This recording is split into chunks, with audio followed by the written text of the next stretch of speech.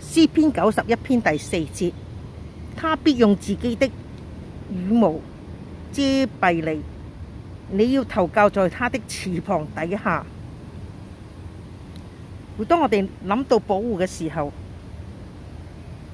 我哋有冇立刻諗到嗰隻雀仔嗰啲羽毛呢？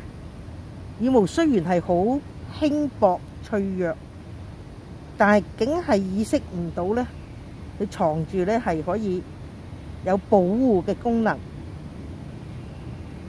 鳥嘅羽毛係上帝奇妙嘅設計，佢光滑嘅部分同埋蓬勃嘅蓬鬆呢啲嘅特質，佢光滑有堅硬嘅倒鈎，佢嗰個緊緊嘅密合有蓬鬆嘅部分喺度維持個體溫，兩者都結合保護咗呢個隻鳥兒唔會受到風吹雨打，保持佢身體乾燥溫暖。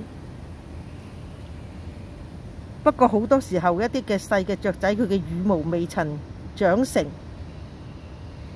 佢只有少少嘅絨嘅時候，母鳥就一定咧要將呢啲嘅細嘅初生嘅雀仔靠喺佢嘅翅膀底下，佢用自己嘅羽毛嚟到擋風遮雨，嚟到去保護佢啲嘅小鳥。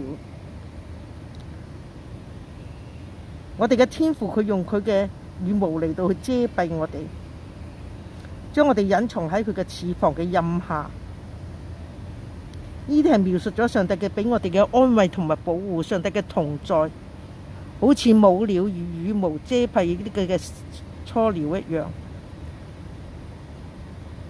係用佢嘅膀臂保護佢嘅兒女，免受呢個狂風暴雨嘅侵襲，俾我哋喺任何突發嘅狀況底下享受平安同埋護庇。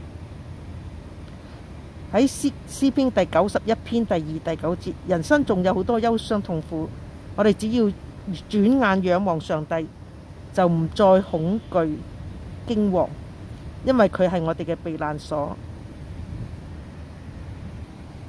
詩篇145篇20節，要話保護一切佢所愛嘅人。原來保護同埋愛係好有大關係嘅。我哋有愛神嘅心，神就會保護嚟到回應我哋。但我哋明白愛神嘅心亦都係從神而嚟嘅，係神先愛我哋，我哋用愛嚟到回報佢。因此我哋理解到上帝保護佢所愛嘅，以愛嚟到回應佢嘅人。人係神所愛，有愛而能夠冇保護係講唔通嘅。神愛我哋到底，亦都係保護我哋到底。今日喺呢個動盪不安嘅世界，每天對未來下一分鐘唔知要發生咩事，人人渴望平安，但係平安喺邊度嚟呢？唯有安穩隱藏喺主嘅大能翅膀下，先至可以獲得嘅。佢嘅翅膀係我哋嘅保障。喺我哋嘅生活當中，我哋會遇到好多惡者所設落嚟嘅險境同埋災難，但我哋以我哋嘅神為我哋嘅主，就會蒙佢嘅翅膀嚟到去庇蔭，以神為我哋嘅遮蓋。當我哋遇到困難疾病，神仍然能夠解救我哋。如果我哋離開咗神嘅遮蓋，就讓自己暴露喺惡者嘅權底下。我哋真係願意神幫助我哋明白點解我哋永遠要喺神翅膀嘅蔭下。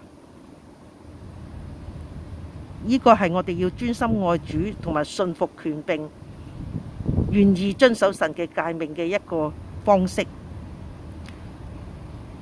被遮蓋嘅好處就係得到保護。當我哋相信耶穌，就進入神嘅保護，得到救恩，罪得赦免。亦神為我哋有一個屬靈嘅遮蓋，我哋能夠得到呢個遮蓋嘅時候，就靠住聖靈嚟到避開一切嘅災難。我哋亦都得到聖靈嘅引導同埋感動，以致我哋行事為人係遵照神嘅意思行。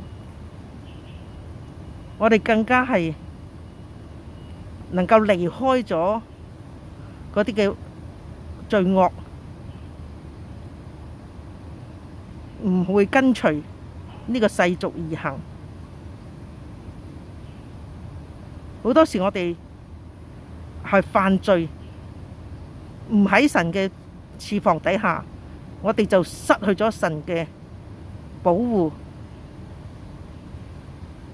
我哋看重人勝過神，離開咗呢個翅膀底下，失去咗聖靈嘅同在。所以住喺主嘅裏邊係好緊要嘅，係有主嘅膀臂翅膀嚟到保護我哋。我哋用謙卑嘅生命藏喺主裏邊，神係會應允我哋嘅禱告，與我哋同在，又行佢嘅神蹟。當我哋專心愛主，進入神嘅裏面嘅時候，我哋就顯明我哋自己愛主嘅心志。我哋就喺主嘅膀臂下得到保護。詩篇第61篇第4節：我要永遠住在你的帳幕裏，我要投靠在你的翅膀下的隱密處。我哋嘅上帝，佢嘅恩典好似鷹嘅翅膀，遮蓋咗我哋一切。我哋能夠在好多嘅罪孽當中被佢嚟到去赦免我哋，塗抹我哋過犯。但係神嘅翅膀底下係俾我哋有慈愛、有憐憫、有呢個恩慈。無論係我哋墜落咗幾深，上帝總會用好快嘅速度將我哋托住。佢係俾我哋有悔改，佢拯救我哋，佢更加係俾我哋喺各樣嘅困難嘅面前係蒙佢嘅保守。好似我哋嘅心靈係俾佢嘅慈愛嘅光籠罩。譬如我哋喺人生裏邊會遇到好多嘅事情，或者係與親人分離啦、流亡啦、身體患病啦、精神創傷，上帝嘅翅膀蔭下有冇提供一啲嘅醫治呢？肯定嘅講係有嘅。我哋需要嘅就係嚟到神嘅面前，冇企圖掩飾自己嘅罪，冇希望逃脫受罪受嘅刑罰。我哋要深深嘅厭惡自己嘅罪，我哋去祈求赦罪嘅恩典。咁樣我哋就睇出神向懺悔者所發出嘅應許，就係蒙赦免同埋悅納嘅保證。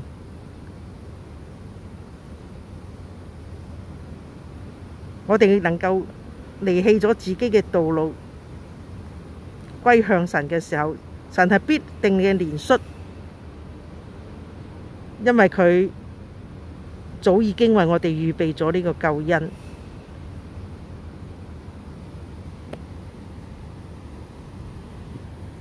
詩篇第36篇第7節到8節，神啊，你嘅慈愛何其寶貴，世人投靠在你的翅膀的蔭下，他們必因你的殿裏的肥甘得以飽足，你也必叫他們喝你落河的水。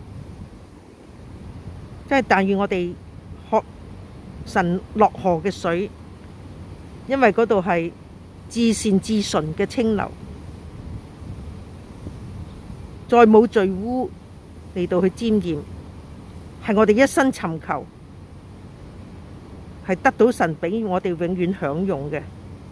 我哋喺主嘅翅膀蔭下，我哋唔需要懼怕任何嘅攻擊，唔會傷害我哋，因為上帝以慈愛誠實護佑我哋，我哋永遠住喺佢嘅蔭下，係被佢所保護。讓我哋同心禱告，親愛天父，你嘅應許係真嘅，你就係咁樣嚟到去俾我哋喺你嘅翅膀底下受着呢一個嘅蔭庇，以致我哋唔會去犯罪，亦都係唔會離開你，又俾我哋喺你嘅翅膀底下得到保護，係完全嘅安全嘅。仲有讓我哋識得嚟投靠你，唔好偏行己路。